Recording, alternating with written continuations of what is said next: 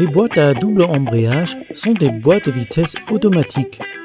La complexité d'une boîte à double embrayage sera expliquée dans cette vidéo où nous allons expliquer une boîte à 4 vitesses. Une boîte à double embrayage fonctionne comme une boîte manuelle. Cependant, la différence est le double embrayage. L'embrayage peut être un embrayage multidisque, comme dans cette vidéo, ou un embrayage monodisque.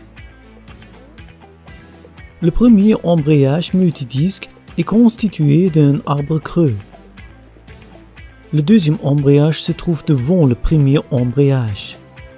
L'arbre du deuxième embrayage est inséré à travers l'arbre creux. Les deux embrayages multidisques sont reliés à deux boîtes de vitesse manuelles qui sont reliées à la roue de sortie.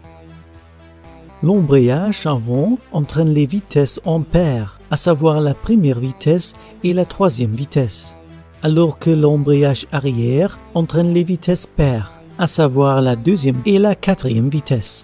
Tous les engrenages partagent un pignon de sortie qui entraîne les roues du véhicule. Les synchroniseurs sont utilisés pour synchroniser les roues dentées et fixer la roue à l'arbre. Maintenant, examinons comment se changent les vitesses. En première vitesse, l'embrayage, coloré en orange, est engagé et transfère l'énergie produite par le moteur vers l'arbre de couleur rouge. Le synchroniseur est déjà engagé, donc cette roue dentée est fixée à l'arbre. La roue dentée de la troisième vitesse tourne librement comme c'est le cas pour une transmission manuelle. L'arbre transmet l'énergie vers la roue de sortie qui entraîne les 2 ou 4 roues du véhicule. Par ailleurs, la roue de sortie entraîne les roues dentées de la deuxième transmission.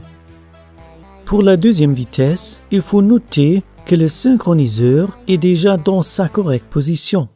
Donc, quand l'électronique de la voiture veut changer en deuxième vitesse, le système débraye l'embrayage coloré en orange et embraye celui coloré en bleu. De cette façon, l'énergie est transmise par l'arbre supérieur à la roue de sortie. Simultanément, la troisième vitesse est présélectionnée par le déplacement du synchroniseur. Ainsi, lorsque l'électronique veut passer en troisième vitesse, le système déconnecte un embrayage et connecte l'autre à la roue de sortie. C'est aussi le cas pour la quatrième vitesse.